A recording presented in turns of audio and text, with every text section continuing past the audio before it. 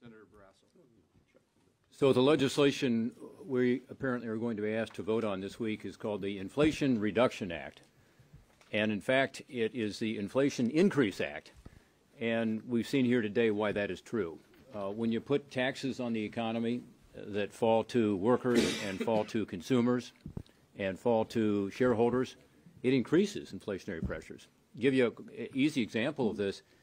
The tax that we're talking about, and remember this is $326 billion of new taxes. About 30% of it is going to fall on consumers. That's based on what the University of Chicago and other analyses have shown. So 30% of this is going to flow right down to consumers. Now, when consumers I represent go to the store right now, it's eye-popping. You know, whether it's food or whether it's clothing or whether it's buying an electronic, everything, costs have gone up dramatically. We're looking at the worst inflation in 40 years. So it's clearly inflationary. But it's even more than that, because the burden of this taxation, according to the nonpartisan Joint Committee on Taxation, but also other analysis that's out there, falls on workers as well. So the very people whose wages are not keeping up with inflation at 9% and wage growth well below that, people are feeling like they can't get ahead. And if you're on fixed income, it's even worse. But for these folks who work in these companies, and remember, half of this is going to fall on manufacturers, they're going to see their wages and benefits be reduced because of this taxation at a time when they're having a really hard time keeping up with current inflation. So it doesn't help with regard to inflation. I don't know, where that name came from, but it's obviously the opposite.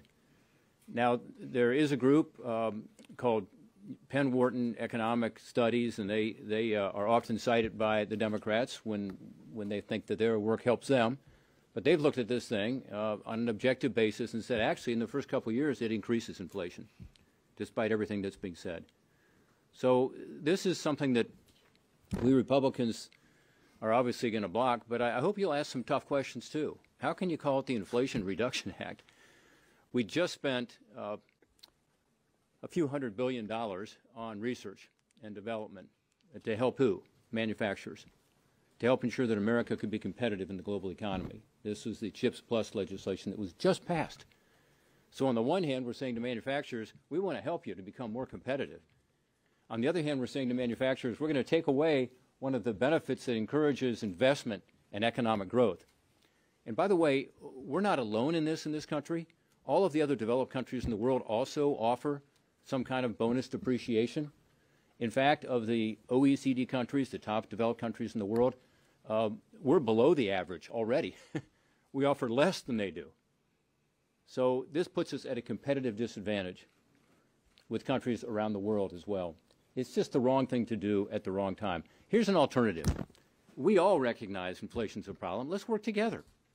Let's work together to do what we did at the end of 2019, 2020, when we had unemployment low, when we had inflation incredibly low, when we had 3% wage growth for 19 straight months, all of which was well above inflation. We know how to do that. It's pro-growth policies. It's regulatory relief. It's not increasing taxes. It's having more sensible taxes. It's ensuring that we do increase the supply in this country. We know what we have to do. This, unfortunately, goes in the wrong direction. Senator Toomey. Excuse me.